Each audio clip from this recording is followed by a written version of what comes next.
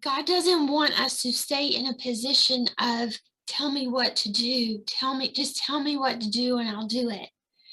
Right? He wants us to mature to the point to where we can have conversation and discussion with him and he can trust us to make decisions because he knows she'll decide like me.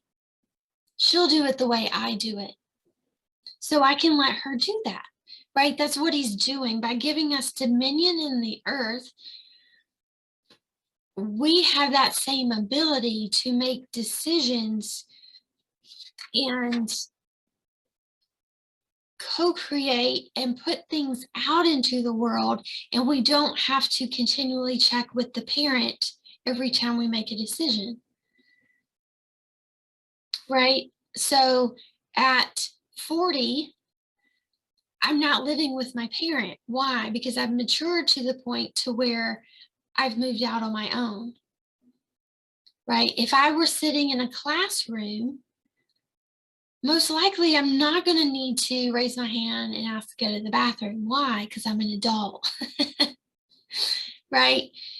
The kids in elementary school, they're still having to raise their hand and get permission to go do things, like, right? And they're on a schedule of this is when you eat, this is when you sleep, this is when you go to right. When at school, it's that structured at that level. But as we grow and mature, there's less and less structure because we have more responsibility, because we've matured to the point of being able to decide, well, what do I want to have for lunch today? Right? We're not asking God, what do you want me to eat for lunch today? Right? That would be silly. We don't do that. But yet we lose that when we get into business. We still have that mindset of, I need to ask God for every little thing, every little step, or every direction. And he's like, no, but you don't. Right? We're doing this together. And I know I really oversimplified that, but I want to make sure you get the point that it's a partnership. It is a partnership. So you are CEO and he is owner.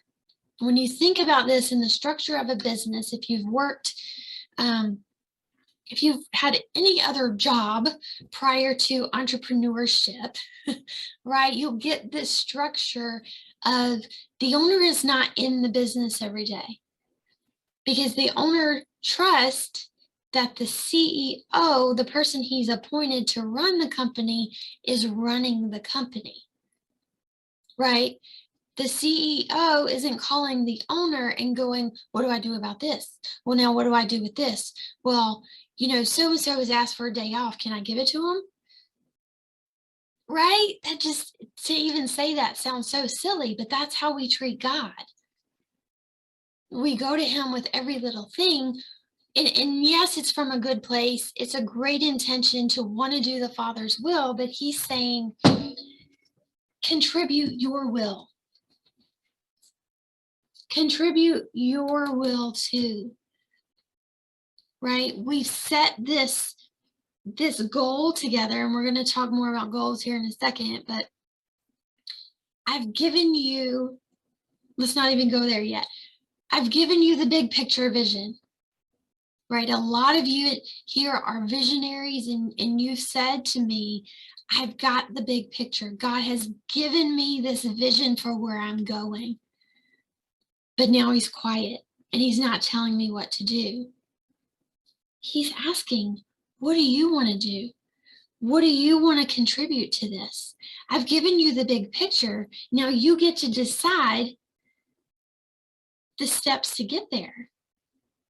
Right? Not that he's left and the responsibility is completely on you, but that he wants your contribution to the conversation. Right? What strategy do you want to use? What do you like doing? What platform do you enjoy being on? Okay, we'll use that one. Totally fine, right? You can pick any of them. Which one do you enjoy? He's wanting your contribution. Whether it's if you're in that place of, I'm not hearing God for my next step, go back and look at what is the last thing you heard from him. Have you done that thing? Or are you still waiting on him to do something? Right? So go back to him and say, Lord, I don't really hear you speaking here, but this is what I would like to do. Have your own opinion. He wants you to, right? I remember going to him. I was at this time in my business where it was like, okay, I know this is the big picture, but I don't know how to get there. What are the smaller steps to get there? And we talked about this some last time in how we make a decision, but this in particular, I really felt my spirit come alive when I was listening to this coach talk about YouTube. Okay. So I went back to the Father and I said, can I use YouTube in my business? Right? Very naively, like still in that place of I'm not quite sure. I'm learning how to co-create. And I go and I ask the question. And he's like, do you want to?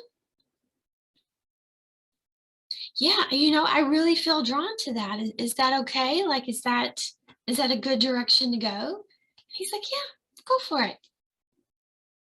Go for it. And he provided the money for me to take the class to learn how to do it. Right? Like we way overcomplicate this, but it's really that simple. He's wanting to know, what do you want to do?